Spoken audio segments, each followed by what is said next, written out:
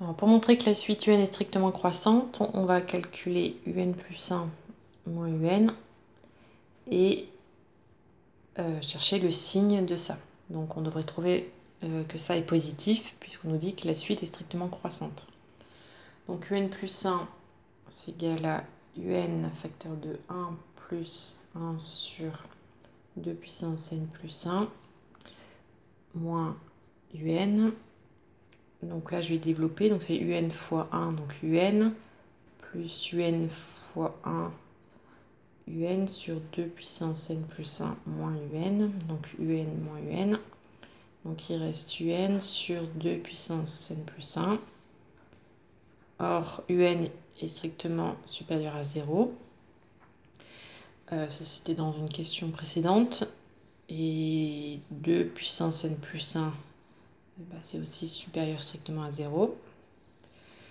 Donc, UN plus 1 moins UN, enfin, les deux là sont positifs, donc le quotient est positif. Donc, UN plus 1 moins UN supérieur strictement à 0. Donc là, il faut bien mettre strictement supérieur strictement, puisque il faut montrer que la suite est strictement croissante. Donc, la suite UN est strictement croissante.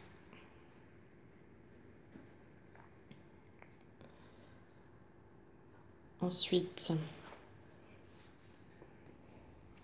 il faut montrer que UN est convergente. Donc, quand on a cette question-là juste après les variations, il faut utiliser le fait, donc là elle est strictement croissante, donc il faut montrer qu'elle est majorée. Et une suite croissante et majorée, elle est convergente. Donc il faut montrer que la UN est majorée. Donc il faut montrer que UN est inférieur à une valeur, quelle que soit la valeur de n. Or, on n'a pas ça, mais on sait que ln de UN est inférieur à quelque chose. Donc ça, c'était dans la question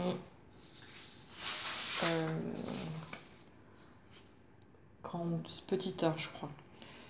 Donc, ln de UN, c'était dans la question petit 3. Donc, ln de UN est inférieur ou égal à Sn. Et on a aussi la limite de la suite Sn. On avait trouvé que c'était égal à 1. Donc, avec ça, on va pouvoir dire que UN est inférieur ou égal à E puissance Sn. Donc là, on applique exponentielle et donc on garde le même ordre puisque la fonction exponentielle est strictement croissante sur R. Donc,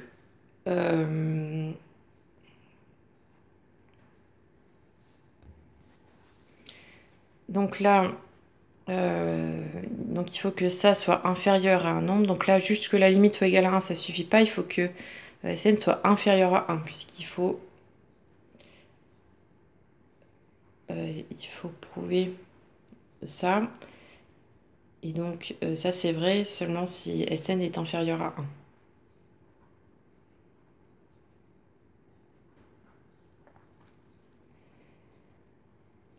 Et donc ça, c'est... bon. Donc ça, on le sait. Car Sn, on avait dit que c'était 1 moins 1 demi puissance n. Donc 1 moins un nombre positif, c'est forcément plus petit que 1.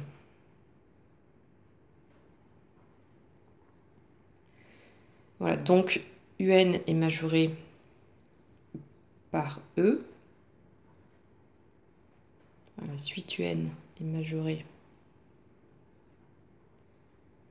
par E. Et UN est croissante. Voilà, elle est strictement croissante.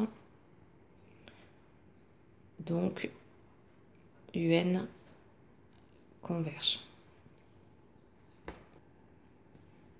Ensuite, donc pour le petit c, on nous donne le théorème que si Vn et Wn sont convergentes, donc à admettre une limite, et que Vn est inférieur ou égal à Wn, alors la limite de Vn est inférieure à la limite de Wn.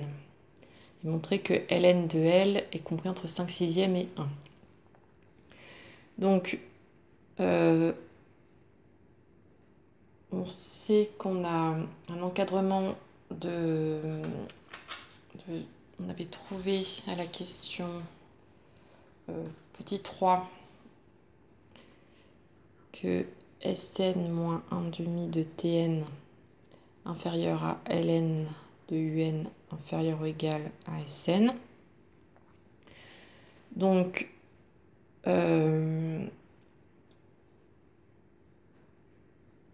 or Un, Sn et Tn sont convergentes.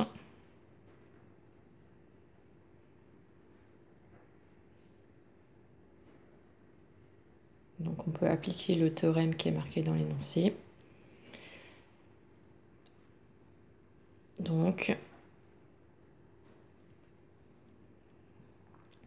la limite, quand n tend vers plus l'infini, de Sn moins 1/2 de Tn est inférieure à la limite de Ln de Un quand n tend vers plus l'infini est inférieure à la limite quand n tend vers plus l'infini de Sn. Donc du coup, la limite de ça, donc Sn, on avait déjà dit que sa limite c'était 1.